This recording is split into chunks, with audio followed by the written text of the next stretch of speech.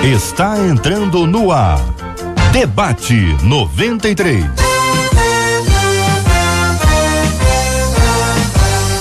Realização 93 FM. Um oferecimento Pleno.news. Um olhar diferenciado além da informação. Apresentação J.R. Vargas. Alô, meu irmão. Alô, minha irmã.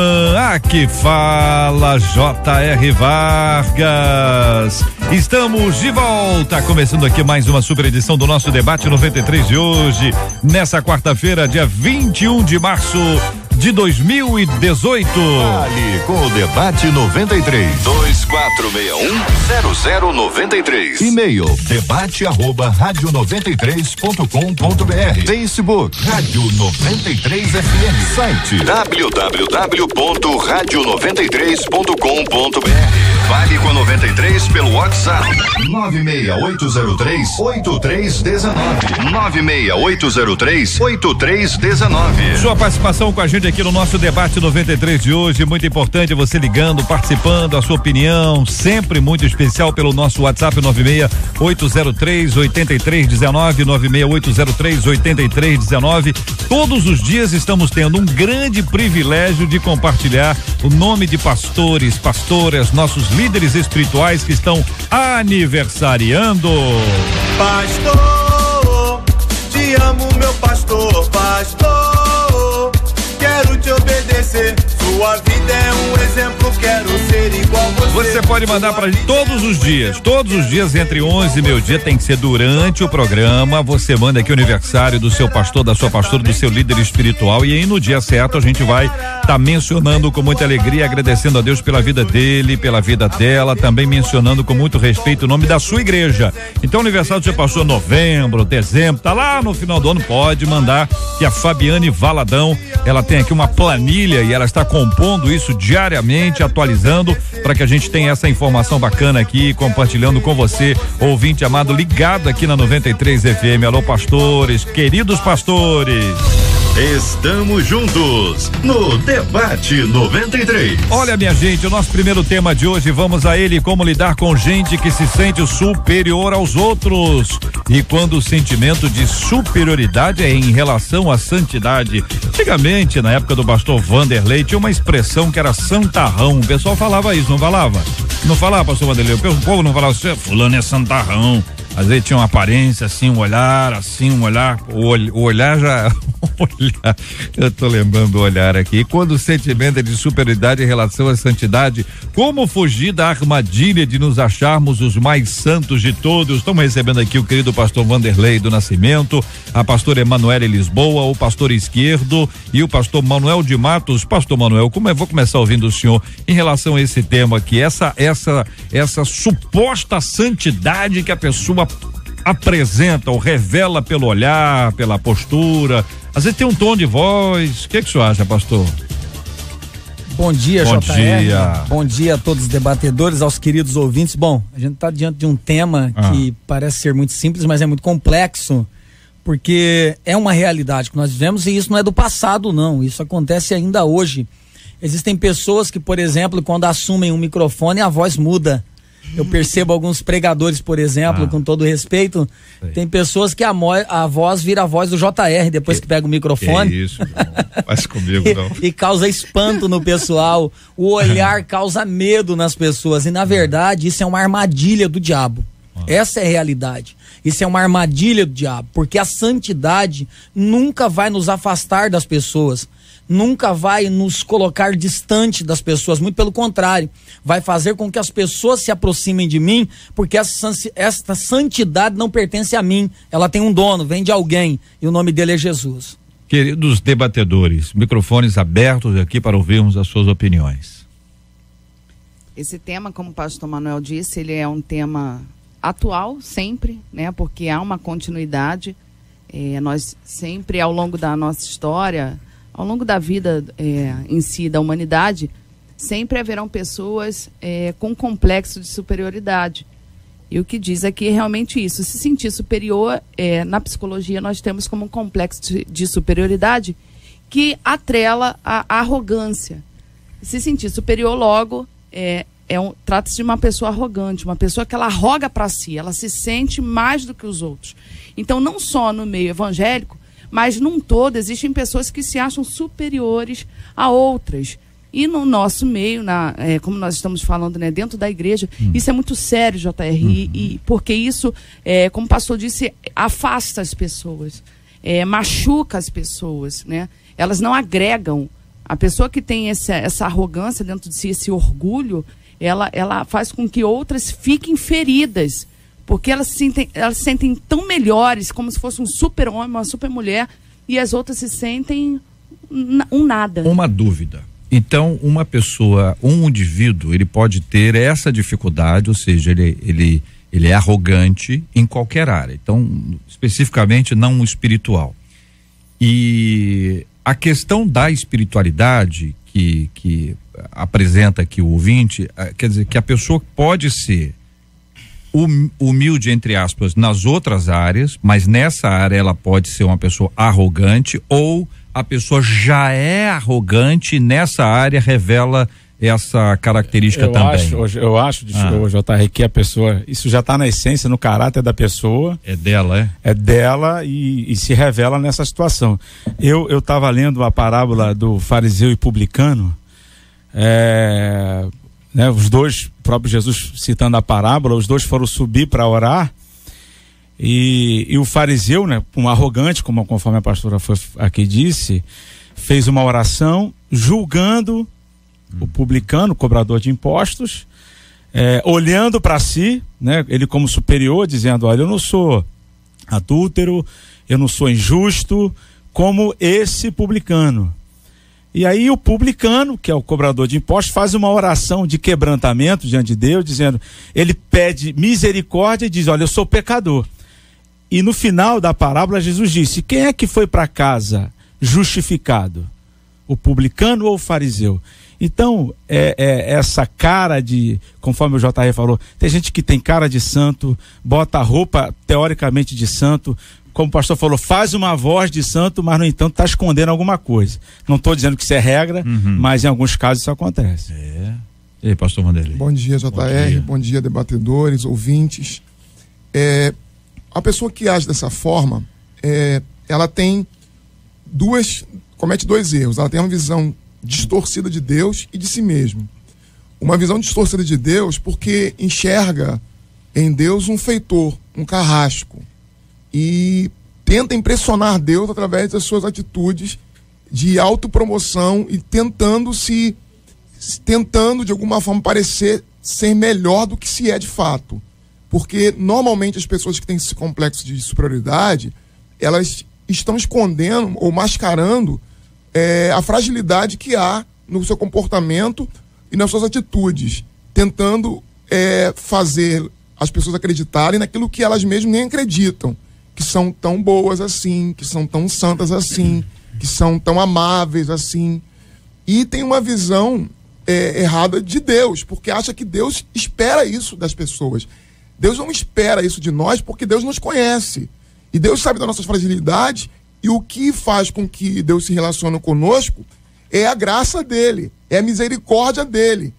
Então, o indivíduo que tem uma superestima sobre si mesmo e despreza o outro, ele não conhece a graça de Deus, não conhece a misericórdia de Deus e passa a perseguir as outras pessoas e a tratá-las de forma inferior, porque isso faz com que elas se sintam bem, faz com que elas se sintam melhores. Desprezando o outro, eu me sinto melhor do que sou de fato. Então, eu vejo que isso é uma visão equivocada da pessoa a respeito de Deus e de si mesma. Na verdade, pastor, eu nem sei se essa pessoa, ela tenta agradar o Senhor e os olhos dela estão fitos no Senhor, né? Porque nós sabemos, na verdade, eu acredito que tudo isso que ela faz para se mostrar superior aos outros, Na verdade, não é nem para que o Senhor a veja diferente, mas que os outros a reconheçam de forma no diferente. caso aqui da ouvinte ou do ouvinte, né, JR, tá se relacionando a pessoas, né? O camarada que se acha santarrão, o camarada ou a mulher que se acha santarrão e superior a um outro irmão, alguém da igreja, enfim. A gente ouvia, eu sou praticamente criado em igreja, mas o tal do legalismo, quantas pessoas e líderes falavam, olha, é proibido ver televisão, não, aquilo ali é do diabo e tal, e o camarada tinha uma televisão dentro de casa, né? Então ele queria demonstrar uma santidade, uma superioridade, mas muitas das vezes ele mesmo não pratica aquilo. Porque o próprio Senhor diz, né, aprendei comigo que sou manso e humilde de coração, ou seja, o coração é interior. Ou seja, é matar o seu orgulho interior. Então, essa pessoa que ela está agindo até contra a tudo aquilo que Jesus pregou, tudo aquilo que ele nos ensinou, todo um legado, né?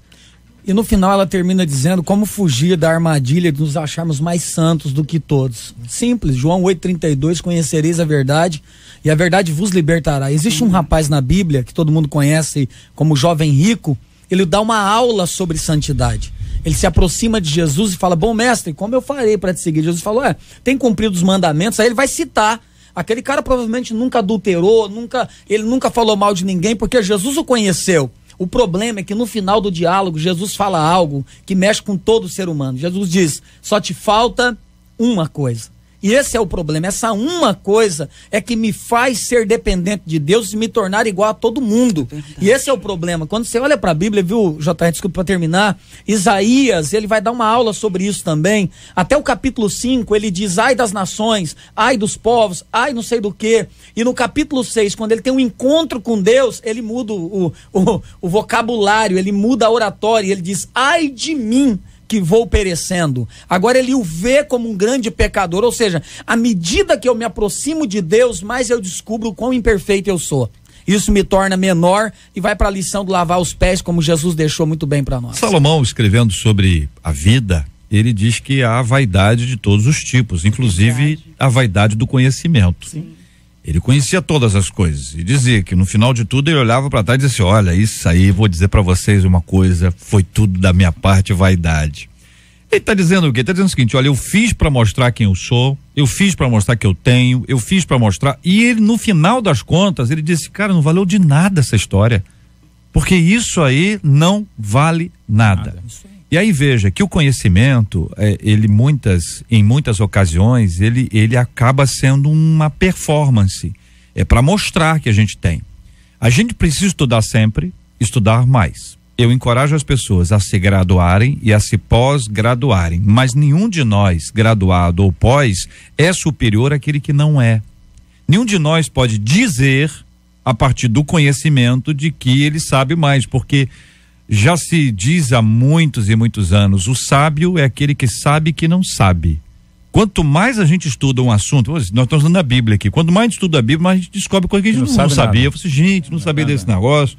De vez em quando dá aquele negócio desse texto, como é que apareceu esse texto na Bíblia aquilo, eu sabia que ele tinha, quer dizer, é uma revelação diferente, uma nova interpretação que Deus te dá daquele texto e você vai conectando as histórias, alguém dá uma palavra, alguém traz uma fala e aquelas coisas produzem um insight. Então, nenhum conhecimento pode produzir no indivíduo esse tipo de perspectiva. Mas quando ele está dentro dele, ele pode até utilizar uma falsa humildade para mostrar humildade. Então, a santidade, ela vai aparecer nisso aí também, porque é o seguinte, olha, não, gente, olha, entendeu? Não, melhor vocês falarem.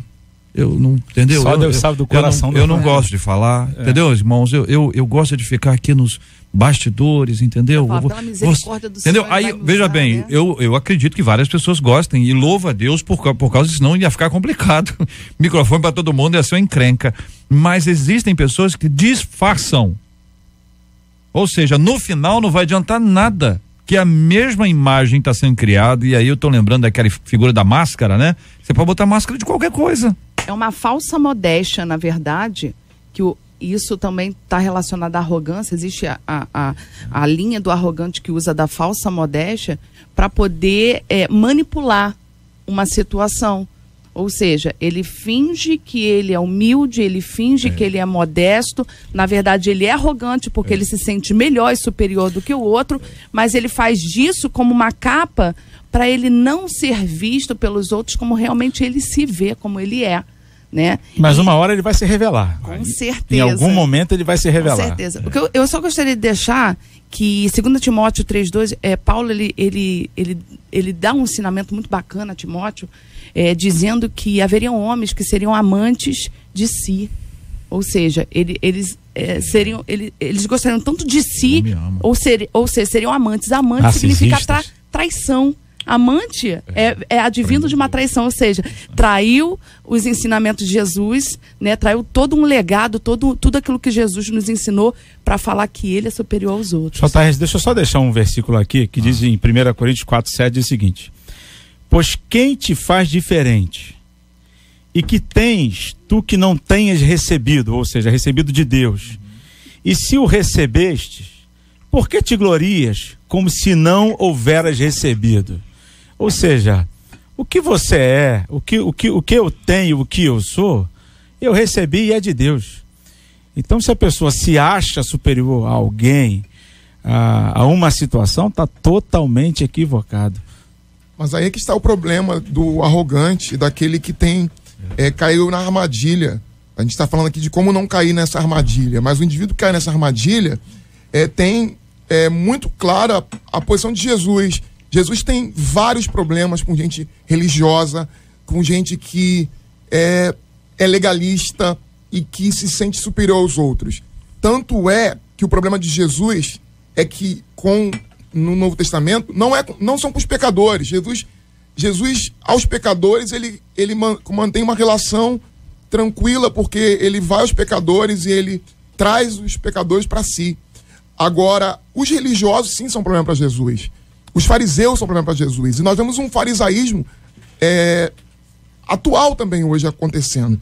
Jesus, a respeito deles, ele diz o seguinte: atam fardos pesados, difíceis de carregar, e os põem sobre os ombros dos homens.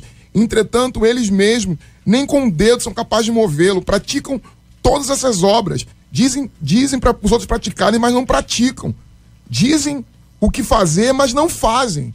Então, o indivíduo que tem essa visão equivocada sobre si mesmo, normalmente exige muito dos outros, é intolerante, é irredutível, com pecado alheio, mas extremamente complacente com as suas próprias debilidades. Normalmente preocupa-se em fiscalizar o mundo, mas não fiscaliza a si mesmo. Na verdade, é a falta de relacionamento com Deus. Você vai perceber isso na história do apóstolo Paulo, o maior teólogo do Novo Testamento. As cartas dele era tão complicada que a Bíblia diz que até os apóstolos tinham dificuldade de entender. E Paulo vai dar um currículo da vida dele no capítulo 3 de Filipenses.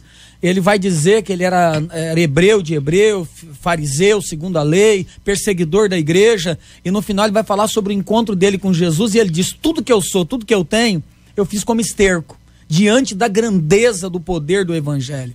Ou seja, tudo que nos resta quando encontramos a Jesus é entendermos que sem ele nós não somos nada. Agora, infelizmente, teoricamente falando, isso é bonito e é lindo, mas é lógico que nas grandes rodas hoje nós encontramos pessoas com superioridade. Isso é muito comum, até no meio evangélico, até no meio de pastores. Tem lugar que você chega, você não tem lugar para aquela roda. Infelizmente, isso é triste. Hoje o estrelismo tomou conta da igreja. O que vale mais não é quem Cristo é em mim, mas o que eu me tornei em Cristo. Isso é perigoso, porque eu me tornar alguma coisa em Cristo, alguma coisa até grande, entre aspas falando, não é pecado. O problema todo é quando isso me leva a viver uma vida superior à que Cristo viveu na terra. E Jesus, eu termino dizendo, os discípulos estavam numa briga sobre quem era o maior. Jesus pega uma bacia, uma toalha, água e vai lavar os pés. E ele dá a lição: quem quer ser o maior, que seja o menor, que sirva a todos. Essa é a maior realidade, mas servir no século XXI é utopia para muita gente. É verdade. Olha, minha gente, quando a gente vai lendo os textos bíblicos e lendo, por exemplo, o primeiro epístolo de Paulo a Timóteo, no versículo 15, quando Paulo descreve assim: fiel é a palavra e digna de toda aceitação, que Cristo Jesus veio ao mundo para salvar os pecadores. Aí ele termina dizendo assim: dos quais eu sou o principal. Então Paulo está dizendo: eu sou o principal dos pecadores. Evidentemente, alguém pode falar esse texto hoje, alguém dizer assim, também agora está querendo quer ser o maior em tudo, até dos pecadores, entendeu? Pode aparecer gente com essa visão aí, mas o apóstolo Paulo, inspirado pelo Espírito Santo, revela quem ele é. E aí eu me lembrei de uma frase que as pessoas dizem assim: quanto mais perto de Deus você estiver, mais você verá quem você é. Ou seja, quanto mais você conhece a Deus, mais você também se conhece. E você vai se confrontar com essa realidade que aí está. E a realidade que aí está é essa realidade. O Paulo dizia: eu sou o principal dos pecadores. Um amigo meu me dizia assim: rapaz, se o Paulo é o principal e eu, hein? Entendeu? Quer dizer, esse olhar do pecador é que parece uma coisa fundamental, porque em geral não, mas algumas pessoas se sentem assim: tem gente pior do que eu. Que tem, não tem? Mas se tem gente pior do que eu, quer dizer que tem gente melhor do que eu, então não resolveu nada. Ou seja, não resolveu absolutamente nada. Eu nunca matei, eu nunca roubei, é o que as pessoas falam, elegem determinadas coisas como se essas coisas fossem as definitivas ou definidoras, mas aí você encontra com a realidade da palavra do Senhor. O evangelho entra na sua vida e diz: cara, você não é nada. Você é um pecador. E os pecadores são iguais. Você não tem um pecador maior, menor. Pecador menor. Né? O pecador é igual. Aí nós somos todos iguais, quer dizer, não há superioridade, nem há inferioridade, nós somos iguais. Enfim, é uma reflexão para levar a gente para perto de Deus, né? Quanto mais perto dele a gente estiver, mais a gente vai saber quem a gente é. Agora, longe de Deus, nós vamos ficar na soberba. A soberba, ela precede a queda, ou seja, vai se distanciando de Deus, e Deus resiste, né? A Bíblia diz que Deus resiste ao soberbo. Para Deus resistir, é porque o negócio é feio. E quanto mais nós estamos, como o JR falou, perto de Jesus, é como se fosse permitido um raio-x espiritual. O que você não conseguir enxergar longe, perto, você consegue enxergar melhor o seu interior e as suas falhas, né? Porque o arrogante, a gente está falando muito do arrogante, do complexo de superioridade, ele faz isso sem saber que está fazendo muitas vezes, porque o complexo de superioridade é algo que vem do inconsciente. Então, às vezes ele está tomando aquela atitude que é danosa, porque são pessoas que acabam sendo isoladas, são pessoas que as pessoas não têm vontade de estar perto, porque tudo que ela faz é melhor, a limpeza da igreja é melhor, né? A comida que ela faz é melhor, o que ela diz, o aconselhamento é melhor, então na verdade ela se torna excluída, e ela buscando aceitação só exclui mais as pessoas. Então é ruim tanto para ela quanto para os outros. Mas o problema do santarrão, a gente passa um filme aqui na história, né, que a gente tem de igreja e tal. Mas quantas pessoas, JR, a gente jogou no mundo por causa desse maldito, né, esse termo de santarrão, né? A pessoa se acha superior a ela, vigia a pessoa, a prática daquela pessoa e condena. Como o pastor aqui falou, é implacável em condenar.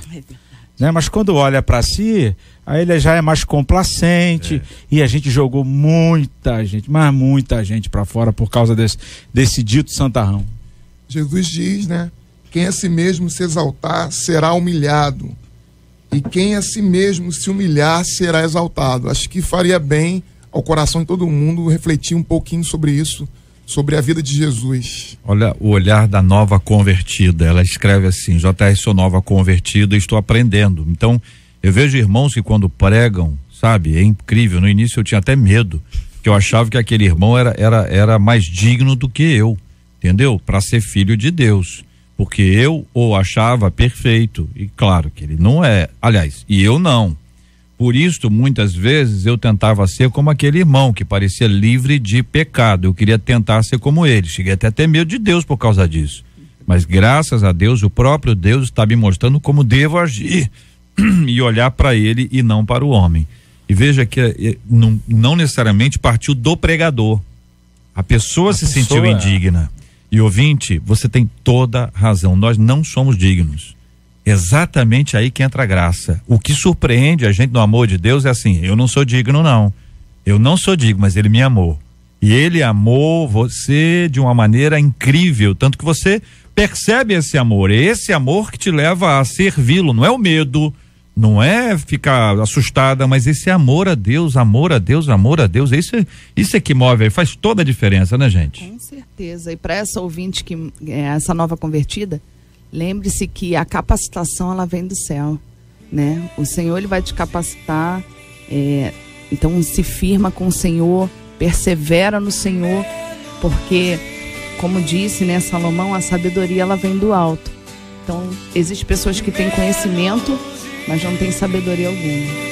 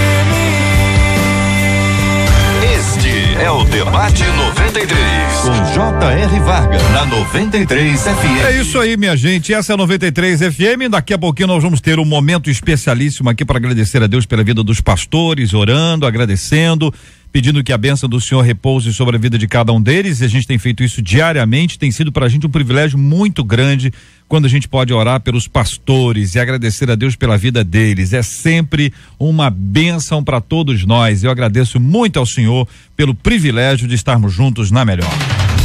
Estamos juntos no Debate 93. Olha, minha gente, eu quero ouvi-los aqui porque autoridades europeias questionam Mark Zuckerberg sobre o vazamento de dados de milhões de usuários do Facebook. Ele é o menino prodígio, o doninho do Facebook, né? O Facebook precisa esclarecer, diz ele aqui, o presidente do Parlamento Europeu, aos representantes aqui dos 500 milhões de europeus, o fato de que seus dados pessoais foram usados para manipular a democracia.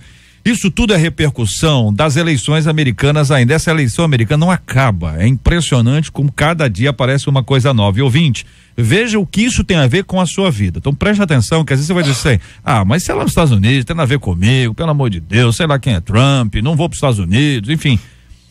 Uma empresa chamada Cambridge Analytica, que participou da campanha de Donald Trump e tentou fazer parceria com candidatos às eleições de agora, 2018, no Brasil. São informações aqui, eu estou lendo informações do Correio, da Gazeta do Povo. Ela obteve dados sigilosos de 50 milhões de usuários do Facebook e usou as informações para ajudar a eleger o presidente americano em 2016. A informação sobre o vazamento foi divulgada neste sábado, dia 17, pelo jornal americano The New York Times e pelo britânico The Guardian, e confirmada pela própria rede social, ou seja, pelo Facebook, que diz ter banido os envolvidos. Ou seja, ela diz que é verdade e baniu as pessoas. Se não fosse verdade, não teria banido a ninguém. A revelação, diz a Gazeta do Povo, joga luz no papel da Cambridge Analytica na eleição de Trump e aumenta o questionamento sobre a privacidade dos dados no Facebook. E aí nós precisamos parar para pensar, para analisar e ver a influência que isso tem na nossa vida e no nosso dia a dia. Tá aqui com a gente o Tiago Ramos, que é especialista em redes sociais. Ô Tiago, tudo bem? Bom dia, Deus te abençoe. Oi, bom dia, tudo bem? Um abraço a todos vocês aí do 93 FM.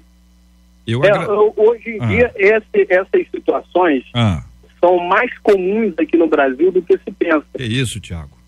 São mais comuns do que se pensa. Na verdade, vale lembrar que a ferramenta de captação de dados que eles usaram um aplicativo. E esse aplicativo é muito comum aqui no Brasil também, que são aplicativos de personalidade.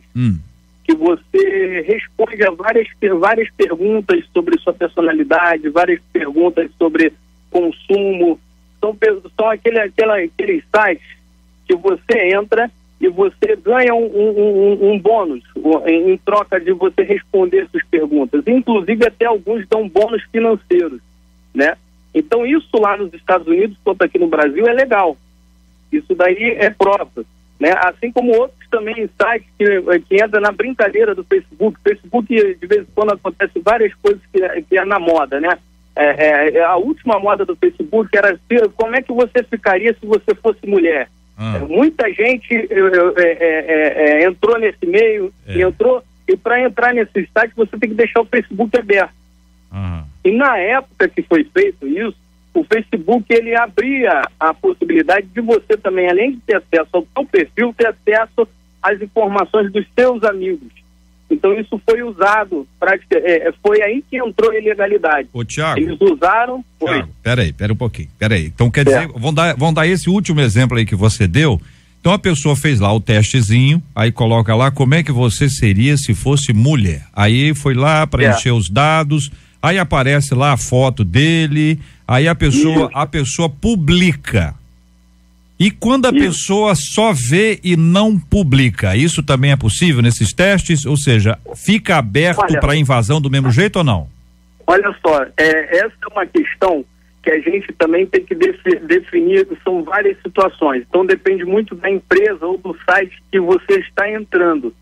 Então o que acontece? Eu não posso aqui de maneira nenhuma afirmar que todos os sites agem de uma maneira de que vai pegar os teus dados para uso em situações impróprias.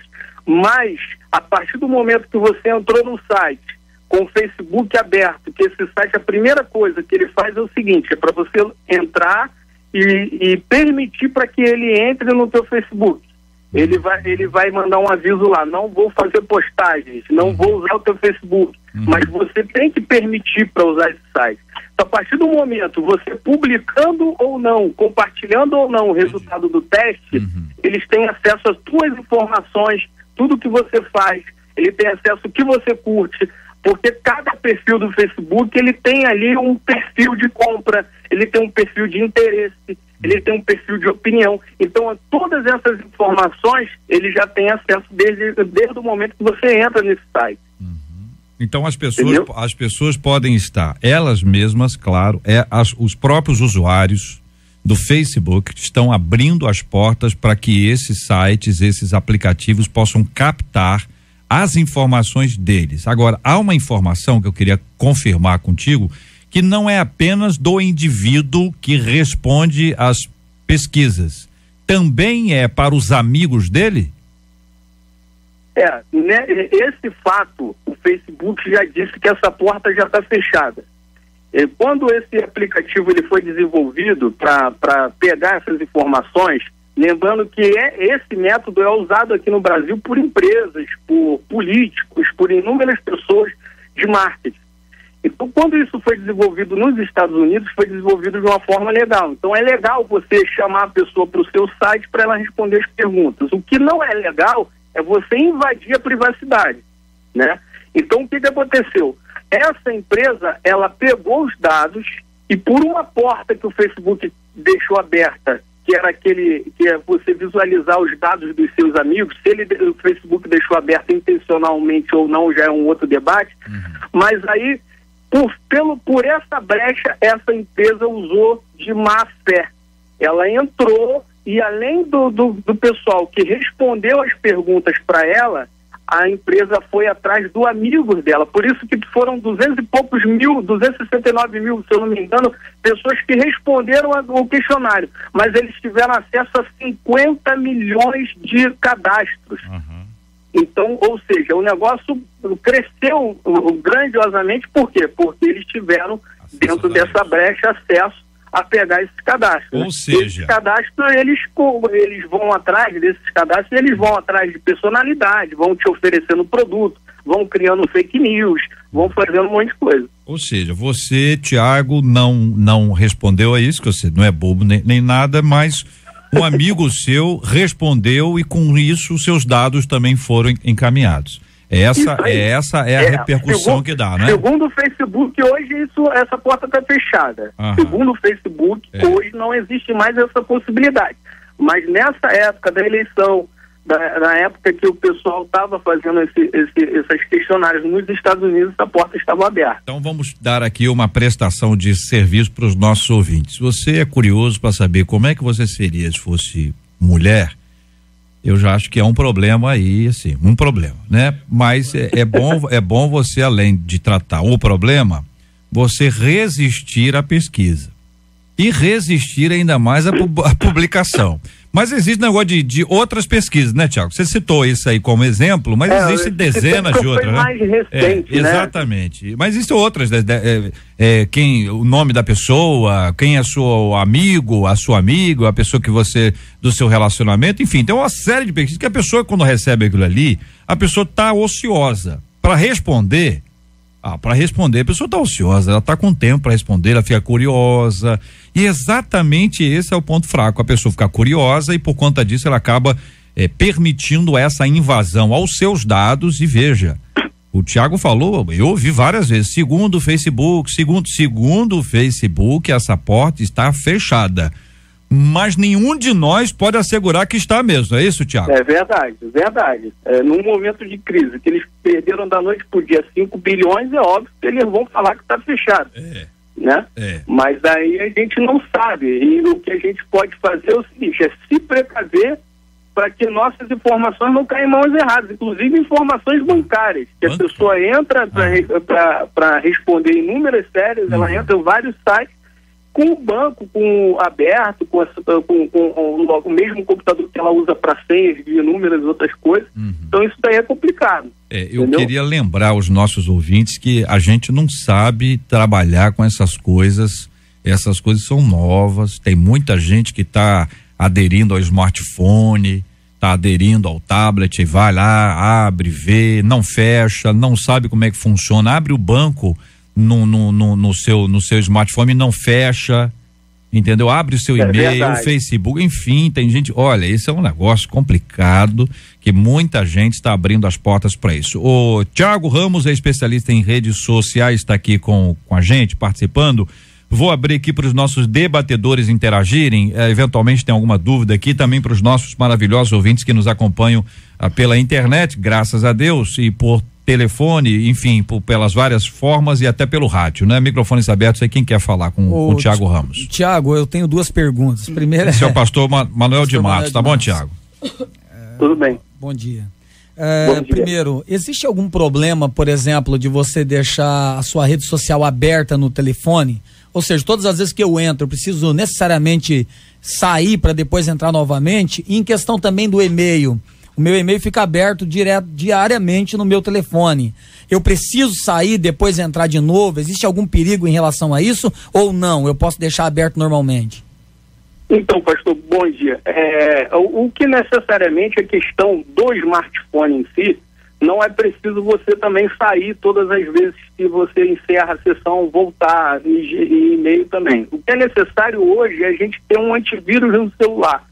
Que poucas pessoas se preocupam em ter um antivírus no celular, entendeu? Então não precisa ser antivírus pago. Tem vários antivírus gratuitos aí que você pode baixar e você está sempre, pelo menos uma vez por dia aí, fazendo essa verificação.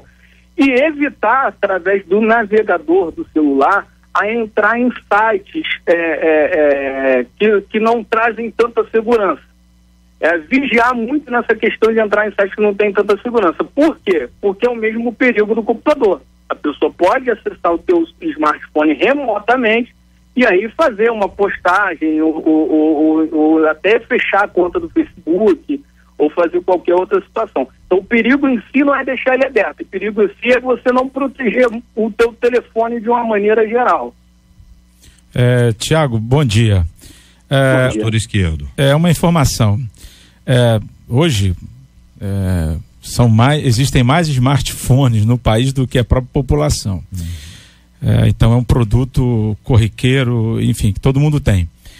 É fato que tudo que você registra, qualquer mensagem que você manda, por exemplo, pelo WhatsApp, por mais que você apague essa mensagem, né? Ela pode, depois de um tempo, ser recuperada? Isso pode acontecer? Olha, o WhatsApp, ele hoje ele tem um sistema de criptografia, por mais que seja uma empresa do Facebook, hoje ela tem um sistema de criptografia bem mais avançado do que antes, e ela tem inclusive uns problemas com a justiça, de que a justiça não consegue acessar devido às empresas. Eu não posso te responder pela empresa, se ela guarda ou armazena isso. Eu acredito que não, mas de terceiros a ter acesso à conversa que foi feita pelo WhatsApp, ela sendo não apagada ou apagada, é praticamente impossível realmente. Sim, então, basicamente, a conversa está entre os dois. Por exemplo, está entre eu e o senhor. Ninguém tem a possibilidade realmente de entrar e numa zona criptografada. É bem difícil. Mas o próprio Só eu e o senhor. Desculpe interromper, mas o próprio Facebook já se negou até a justiça, por ordem da justiça, de compartilhar esse tipo de conversa, ou seja, algum crime que tenha acontecido, né?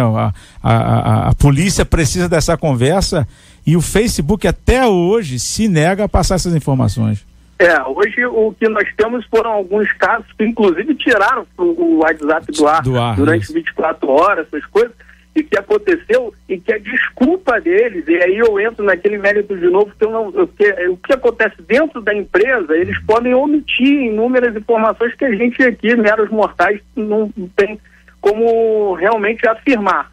Mas assim, segundo eles, é o seguinte: a zona é criptografada e não existe a possibilidade, nem a gente aqui, que é dono do servidor, a gente tem acesso a conversas, então a gente não tem como acessar. Agora, se eles deixaram uma brecha nessa criptografia para poder ter acesso às conversas, já é uma outra história, já é uma outra situação que aí só eles realmente que sabem. Mas a princípio, entre eles, justiça, eles batem, juram de pé junto que não conseguem fazer. Entendeu? Bom dia, Tiago. Vanderlei. Bom dia. É possível, tanto quanto no Facebook, que alguém possa clonar a minha conta no WhatsApp? Clonar a conta do WhatsApp? Isso, é possível. Só se clonarem o chip primeiro, né? Então aí entra primeiro a clonagem do chip, para depois entrar a clonagem do WhatsApp. Porque o WhatsApp, ele só realmente ele é ativo em qualquer outro número se por acaso o senhor digitar o código que vai para o seu telefone no nova conta de WhatsApp. Fora isso, não tem como. Agora, existe um perigo nessa questão. Antigamente, nós entrávamos no WhatsApp pelo computador, né, que é o WhatsApp Web, e ele, assim que a gente se distanciava do computador, ele parava. O WhatsApp, ele ficava off. Hoje, não mais. Hoje, o senhor está aí, entra no WhatsApp pelo computador e pode ir para qualquer outro lugar do país, que o WhatsApp no computador ainda vai continuar funcionando. Então o perigo é de deixar realmente o WhatsApp aberto no computador para acesso de terceiros, né? Muito bem. Tiago Ramos com a gente, especialista em redes sociais. Eu tenho impressão, Tiago, que o pessoal está ouvindo a gente agora, e você especialmente, o pessoal deve estar com medo, porque é o seguinte, meu querido, são várias informações importantes, já se fala claramente sobre o perigo de qualquer sistema Wi-Fi público, restaurante, aeroporto, rodoviária, pracinha, quiosque, em que muita gente acaba tendo acesso a uma rede que a gente, quando busca, está lá escrito não protegida, mas a pessoa não desapega do negócio de jeito nenhum, fica ensandecido para poder acessar, e às vezes acessa e traz junto mais alguém. Esse é o problema, né, Tiagão? É ter gente que não era para estar ali, mas acaba vindo com você, e aí você tem a sua conta invadida, os seus dados compartilhados, enfim, muito preocupante isso. Como preocupante também é esse envolvimento com a questão política, que está aí, tá absolutamente claro. Eu acho que já não há tantas dúvidas se houve, que houve a influência do Facebook, especialmente aí na questão da eleição americana, né, Tiago? O que se a gente não pode dizer que houve uma influência, houve uma negligência enorme. Então, basicamente, se foi intencional ou não, eles ainda estão apurando os fatos, e isso daí vai vir à tona. Agora, que houve uma negligência enorme, houve, a ponto de demorar 1 ano e poucos meses para notificar a empresa para ela pagar os dados da pesquisa. Então isso daí foi uma negligência enorme. Mas um exemplo rápido aqui para mostrar para vocês é o seguinte: quando a gente pesquisa no Google lá, eu estou interessado em comprar uma geladeira. Eu pesquiso no Google uma geladeira. Quando eu entro no Facebook, aquela geladeira está me perseguindo. É o inimigo. As coisas estão... começa a vir um monte de anúncios direcionados a você de geladeira e tudo aquilo que você procura. Porque basicamente você tem um perfil de procura. O teu IP do computador ou do celular, ele tem um perfil de procura. Então, corporativamente, isso é legal. As pessoas entendem que você está procurando e vai te oferecer aquilo. E no mundo político é a mesma coisa. Época de eleição é comum, por exemplo, violência do Rio de Janeiro. Aparecer abaixos assinados contra a violência. Esses abaixos assinados digitais, você vai lá, coloca o teu e-mail e tal, coloca tudo. E daqui a pouco você está recebendo e-mails de candidatos e tudo mais. Isso acontecia muito na época, antes era mala direta, né? Você recebia correspondência em casa, mas eu não dei meu endereço para ninguém. Hoje é e-mail. Então hoje os dados que você tem, os dados que nós temos, é muito importante, isso vale ouro no mundo corporativo e no mundo político. Então o que aconteceu nos Estados Unidos, acontece aqui hoje no Brasil. Só que o que preocupa, o que a pessoa não precisa ficar preocupada, o que a gente tem que se ligar é se mudar um pouco a nossa cultura, de sair entrando em tudo, de não vigiar em tudo que a gente faz, de sair fazendo tudo, porque acha que não vai dar nada. Porque uma hora, infelizmente, acontece de você ter sua conta invadida, alguma coisa. Por quê? Porque você sai entrando em tudo que não deve. Entendeu? Você coloca a vida toda no smartphone e aí fica difícil, né? Ô Tiago, 3 ouvintes aqui contando histórias semelhantes. Uma delas diz assim: JR, a minha amiga clonou o telefone do marido, se passou por ele e descobriu uma amante. Aí outra ouvinte está dizendo o seguinte: olha, isso acontece sim, tem um aplicativo aí que faz esse serviço. Meu filho está separado da esposa por conta disso. Ela clonou a conta dele e viu conversas indevidas e se separaram.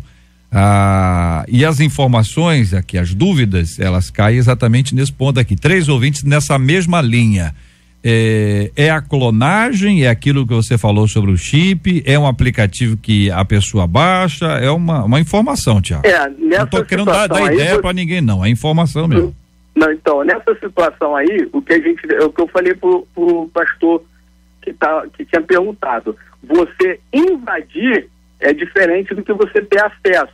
Então, você tendo acesso ao telefone do companheiro para você ter uma réplica das conversas, é diferente. Que aí você pode, por exemplo, ela está desconfiada, ela quer ter acesso ao histórico de conversas do marido, o que ela vai fazer? Ela vai simplesmente solicitar o código vai bater, ela olha em questão de segundos o código lá e coloca. E tem outros aplicativos aí que ajudam nisso, mas o acesso remoto, o nível de informações que você tem que ter é umas informações muito pontuais, entendeu? Então é diferente do que um estranho eu querer invadir o teu WhatsApp aí, entendeu? É diferente, é totalmente diferente. Então, porque é uma situação totalmente diferente, porque é um ambiente criptografado, é diferente de você burlar e você acessar porque você tem acesso. Muito bem. Tiago Ramos, especialista em redes sociais, participando conosco aqui hoje do Debate 93. Tiago, um abraço, muito obrigado, Deus te abençoe aí, tá bom, meu querido? Um abraço a todos, boa tarde, obrigado pela participação, e precisando a gente está de volta. Obrigado, meu querido. 1, 2, 3, você me dizendo que não tem tempo pra nada, e a sua Bíblia anda toda empoeirada, só vai à igreja aos domingos e olhe lá, mas todo mundo sabe onde te encontrar. No Facebook, no Twitter, toda hora tuitando, curte tudo, compartilhe, não escuta Deus chamando. No Facebook, no Twitter, toda hora tuitando, curte tudo, compartilhe, não escuta Deus chamando.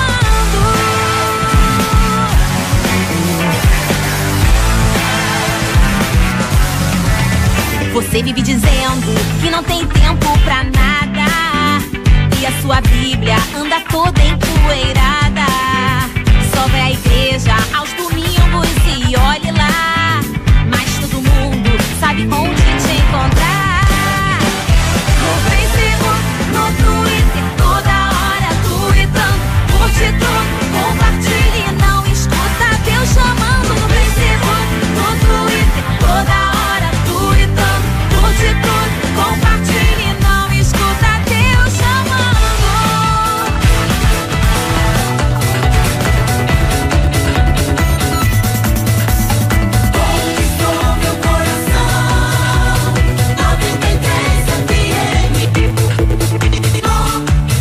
Muito bem, minha gente, enquanto nós ouvimos aqui os Arrebatados, tocando aqui um pedacinho dessa canção que é um ícone, que é um sucesso tremendo aqui, as redes sociais com os Arrebatados.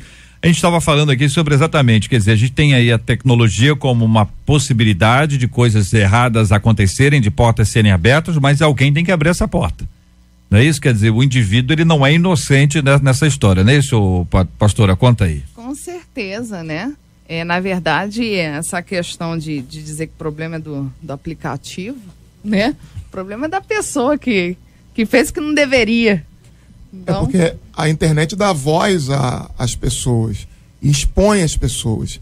E elas não percebem que depois de ter dado o clique lá, já era, já está exposto, já não adianta apagar mais a mensagem, as pessoas já estão compartilhando, todo mundo está sabendo, não tem como fugir, tem que se responsabilizar pelo aquilo que falou, pelo aquilo que fez. E esse excesso de exposição, ele tem causado até aumentado o número de crimes, né?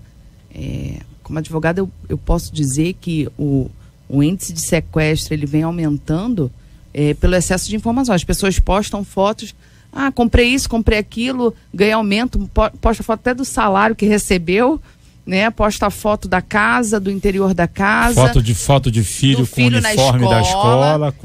Isso é perigoso. E os criminosos, eles dizem que eles vão até os perfis das redes sociais para poder arquitetar, né, com a prática criminosa. Né? Hoje as empresas, antes de contratar um funcionário, já está analisando o perfil do Facebook. A prática dele, o que ele posta, enfim, é a sua vida que está ali. E na verdade isso é uma lâmpada que se acende, né, dizendo nós devemos até ter mais cuidados em relação aos nossos filhos também, porque os filhos muitas das vezes têm muito mais acesso que nós em relação a tudo isso, e se os pais não fiscalizarem de maneira coerente, né, isso pode se tornar uma desgraça dentro da própria casa. Quantos casos nós vemos na televisão de meninos que saíram de casa e para encontrar com um cara que ela conheceu na internet. E aí a gente tem a criança, ou pré-adolescente hoje, ele tem mais habilidade, mas ele tem mais imaturidade. Isso aí. Então ele tem habilidade, ou seja, ele mexe isso com uma facilidade enorme, mas ele não é maduro para poder analisar. A história da baleia azul, né? Baleia azul foi e aí terrível. você vê que a Bíblia é um livro tão rico que tem resposta até para a internet que é atual, né? Provérbios 13:16 diz que todo homem prudente age com base no conhecimento, mas o tolo expõe a sua insensatez. Ou seja, o excesso de exposição, na verdade, não é prudência, é insensatez do ser humano. Quando a gente fala, por exemplo, sobre notícias falsas, e o ouvinte está acostumado à expressão fake news, as notícias falsas se espalham 70% mais rápido que as verdadeiras e alcançam muito mais gente. A gente já disse que a mentira tem perna curta, lembra? Como é que tem uma outra frase que diz que a mentira vai longe? Como é que é? Mentira tem perna curta. Pastor Manuel, que é mais antigo, ajuda aí. Não, eu conheço mentira tem perna curta. Notícia ruim vai mais. Como é que é? Notícia corre mais rápido. Tem isso, tem um negócio assim, não tem? Corre mais rápido. Bom, a conclusão dessa afirmação é do maior estudo já realizado sobre a disseminação de notícias falsas na internet, realizados por cientistas do Instituto de Tecnologia de Massachusetts, o famosíssimo MIT. A Bíblia diz que devemos viver o sim, sim e o não, não. Mas aí a gente enfrenta uma encrenca, porque assim, uma pessoa de muita credibilidade repassa uma informação. Hoje, a maioria já diz assim, repassando, ou seja, não tô, Pilatos, mãos lavadas, eu não sei do que se trata, isso aí tô só repassando. Mas até pouco tempo atrás, nem isso havia. A pessoa passava a informação, você estava achando que quem estava passando era a pessoa. Uma pessoa de credibilidade. Agora, com esse episódio tristíssimo que o Esquerdo tem aí depois para a oportunidade de falar também sobre esse assunto da vereadora Marielle Franco, ou seja, no mesmo instante que se fala, se trata o assunto dela, surgiram notícias que estão sendo combatidas e apontadas como fake news a respeito dela. Mas fora esse episódio, quantos outros nós já participamos, já vimos, e a gente sabe que o crente tem que ser sim, sim, não, não. A mentira não é de Deus, mas a pessoa não sabe que é. Porque as pessoas só querem ler o cabeçalho da informação e não quer ler, as pessoas já sabem, se tiver muito texto ninguém lê. Especificamente, J. da nossa colega vereadora Marielle, eu estava com ela, né, a gente estava no plenário, e quando eu cheguei à noite eu recebi a informação do crime, dessa tragédia que aconteceu com ela. Quando eu recebi no meu celular, a primeira coisa que fui ver é a fonte. Quem é a fonte que está informando? Estava lá, G1, foi o que publicou primeiramente. Aí eu falei, opa, tem credibilidade. Vou abrir a matéria. Li a matéria e mesmo assim, JR, eu fui fazer ligações e me informar com outras pessoas antes de publicar. Então, o que as pessoas precisam é receber a informação, analisar, pesquisar a fonte para depois sim fazer uma opinião ou até repassar. Isso é um problema seríssimo. Isso acontece também e você falou aqui com pessoas de credibilidade. Nós tivemos um fato agora da desembargadora que publicou isso. Aí você vê quem repassou uma desembargadora, quem repassou o pastor, e até essas pessoas mais esclarecidas estão caindo nessa armadilha. Isso é perigosíssimo. E alguns caindo na armadilha meio que por própria escolha, porque há uma cultura de ódio sendo disseminada na internet e os religiosos, pessoas tidas como religiosas, reproduzindo essa cultura de ódio. Nesse caso da vereadora, relativizaram o mandamento de Deus, não matarás. Então, pode matar, alguns estão divulgando, porque é esquerda, ou porque é isso, ou porque é aquilo, ou porque tem ideologia X ou Y. Então justifica-se e flexibiliza-se o mandamento divino em torno de uma ideologia, e ver isso por parte de gente religiosa é assustador. Esses dias eu tenho evitado entrar na internet porque eu tenho me assustado com o tamanho da ignorância, da intolerância, do ódio que está sendo gerado. E aí você tem, por exemplo, aqui a Luciana me passa que recentemente anunciaram a morte do Sylvester Stallone. Eu nem sabia. Eu nem sabia que tinham matado o Stallone, que já morreu várias vezes nos filmes. Sim. Mas até onde eu sei, ele continua vivo. Continua vivo, porque aquele ali, pra matar aquele é difícil. Ele e o Bruce Willis. Difícil de matar, ele e o Bruce Willis. Porque, de fato, essa coisa de morte, então, é uma encrenca. Hoje em dia, quando se lembra de alguém famoso, antigo, diz assim, fulano, morreu? É uma dúvida normal, mas você já ouviu falar tanto de gente que morreu e que não morreu, nem para este mundo, nem para o outro mundo, fica numa situação difícil. Juliano Medeiros trouxe para nós aqui, minha gente, 5 dicas importantes para você combater as fake news. Ouvinte, fake news é aquele negócio que chega no teu WhatsApp, no teu Facebook e você diz, será que é verdade? Essa é uma pergunta muito importante. Agora vão aí 5 dicas para que você possa apurar, para saber se isso aí é verdade ou não, como a Bíblia diz. É sim, sim e não, não. E pegando ainda a carona aí no exemplo de tantas pessoas que morreram e que nas mentiras foram divulgadas pelas redes sociais, muitas vezes mataram, por exemplo, o Billy Graham antes mesmo dele falecer, há poucos meses, né? Mês passado. Morreu muitas vezes, coitado, antes de falecer de verdade. E no dia que ele faleceu, até aqui mesmo na produção da rádio, a gente foi saber exatamente se aquilo era verdade ou não, de tantas foram as vezes mentirosas que o evangelista tinha sido morto nas redes sociais. E aí, JR, é sempre bom fazer uma análise, né, do veículo de comunicação que está divulgando aquela informação.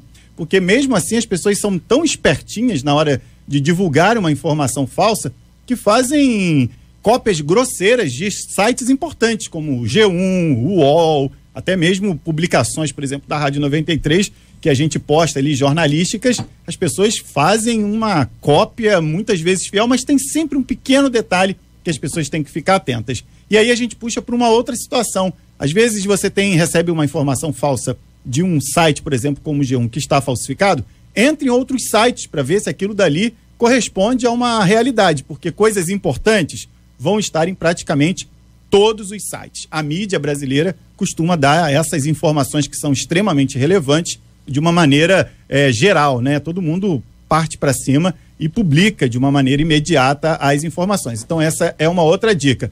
Viu, tá desconfiado? Busque outros sites de notícias para saber se aquilo dali é verdade ou não. Checar também a questão do autor e das fontes. Às vezes uma imagem está direcionada a uma pessoa e coitada da pessoa, não escreveu nada daquilo, às vezes a pessoa não existe, ou às vezes é o nome de alguém famoso que nunca nem tratou sobre aquele assunto que a tal imagem está se referindo. é bom também ler e ficar muito atento, assim como o Alexandre Esquerdo falou aqui, ao título da matéria, ficar atento à data da publicação. Tem gente que entra em pânico só de ver a chamada da matéria, Vão da Ponte está despencando, por exemplo, e aí a matéria é lá de 2009, 2008, é uma mentira, já foi desmentida e a pessoa está entrando em pânico em pleno 2018 por uma coisa que foi extremamente inventada lá no passado. E outra coisa também bastante legal aqui para os nossos ouvintes é pesquisar especialistas nesse assunto. Tem muita gente que dá dicas nas redes sociais em relação a essa questão da fake news e há muitos sites especializados hoje para a gente ver que demanda que tem na rede de antiboatos, ou seja, gente que está trabalhando o tempo inteiro para desmentir aquilo que está em voga nas redes sociais e que infelizmente ganha uma repercussão absurda perante aqueles fatos que são reais e que merecidamente deveriam ganhar o destaque que as mentiras têm. É o novo mundo, minha gente.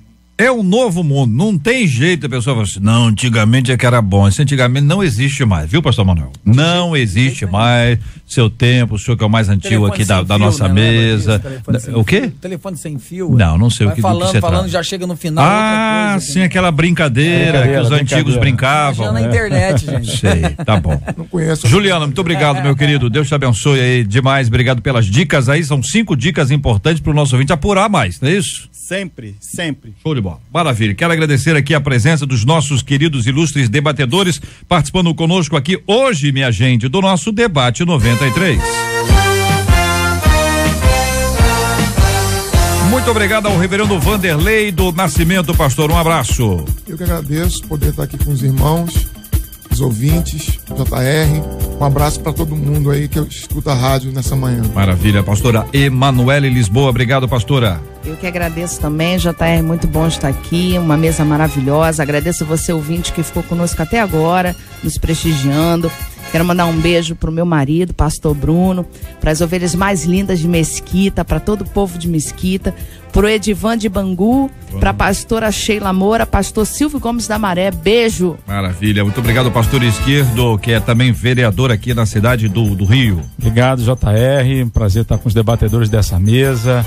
Agradecer ao deputado Harold Oliveira e um abraço a todos os ouvintes da Rádio 93, a melhor do Rio. Melhor do Rio, é isso aí. Pastor Manuel de Matos, obrigado, um abraço, querido. Eu agradeço sempre aprendo muito, né, com essa mesa, de verdade. E eu mando um beijo à minha esposa e minhas 3 filhas, a todo o povo da Igreja Brasil para Cristo. Josias veio comigo hoje dirigindo para mim. Deus te abençoe, Josias. Um abraço. E também comunicar aos irmãos que hoje o pastor Renan de Mello estará conosco. Não se esqueçam, em Quarto do Fogo. Maravilha. Eu quero mandar um abraço carinhoso aqui pro meu querido Juninho, querido ouvinte Juninho, querido filho do saudoso José Messias, o nosso jurado extraordinário que marcou a televisão brasileira. Juninho, hoje é aniversariante. Fala, Juninho! Fala, Juninho! Nesta data querida. Isso, hein, Juninho? Tá com moral, hein, Juninho? Felicidades, muitos anos. Juninho, Deus te abençoe, meu queridão. Deus abençoe muito a sua vida. Deus abençoe muito a sua casa, família. Muito obrigado pelo seu carinho, tá bom, Juninho? Obrigado pela sua audiência. E hoje também nós estamos agradecendo a Deus pela vida dos pastores, minha gente. Olha os pastores aí, ó.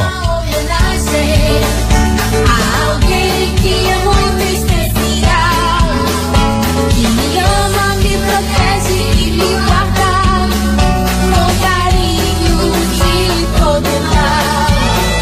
Ele é separado e ungido do Senhor. Eu amo esse moço, ele é o meu pastor. Ele é separado e ungido do Senhor. Eu amo esse moço, ele é o meu pastor. Meu pastor é meu. Olha, e hoje a pastora Márcia Regina da Assembleia de Deus de Nova Unção em Parque Lafayette, completando mais um ano de vida. Querida pastora Márcia, muito obrigado, parabéns para a querida irmã. Hoje também aniversário aqui, gente, ó, do pastor Júlio Fonseca da Igreja Batista Ministério da Fé em Vila Pauline. Muito obrigado pelo seu carinho, pela sua audiência. Deus te abençoe, pastor Júlio. Hoje também o pastor Igor Barbosa da Igreja Pentecostal Manancial de Deus na Rocinha. Alô, Rocinha, pastor Igor Barbosa. Também aniversário da bispa Heloísa Helena Oliveira, da Igreja Cristã Terra Prometida, completando hoje mais um ano de vida. Obrigado, minha gente, que Deus abençoe essas igrejas queridas, pelo carinho com os pastores, seus líderes espirituais, e nós vamos orar. Vou pedir o pastor Vanderlei para orar conosco, apresentando esses nomes diante de Deus. Vamos orar também pelo nosso querido Juninho, aniversariante de hoje, agradecendo a Deus pela vida dele, pedindo a Deus que abençoe cada vez mais. Vamos orar também pela vida dos queridos pastores que nos acompanham, gente que está passando por uma luta muito grande. Estou lembrando aqui carinhosamente nosso querido amigo pastor Manassés Brito, ainda necessitando das nossas orações, do nosso clamor a Deus pela vida dele, pela sua restauração completa. Vamos orar pelo pastor Carlos Bastos, pedindo a graça de Deus sobre a vida dele também. Vamos pedir que Deus abençoe a todos esses irmãos que nós mencionamos, pedindo que Deus os abençoe grandemente em nome do Senhor Jesus. Vamos orar, minha gente, é tempo de orar, e esse tempo de oração é muito importante, é quando nós todos nos quedamos diante de Deus e clamamos a Ele, orando também pela cura dos enfermos e consola os corações enlutados em nome de Jesus. Porque aqui estamos e sabemos que o Senhor é fiel em ouvir a nossa oração. O Senhor tem misericórdia de nós, escute a nossa voz. Nós rogamos, Senhor, pela vida de cada um desses irmãos que hoje completam mais um ano de vida. Que o Senhor esteja abençoando a vida da pastora Márcia, do pastor Júlio, do pastor Igor, da bispa Heloísa, do nosso irmão Juninho, do Carlos Bastos, os enfermos, os enlutados. Nós colocamos todos em tuas mãos e suplicamos a tua graça sobre eles, em nome de Jesus. Amém. Que Deus te abençoe. Você acabou de ouvir Debate 93.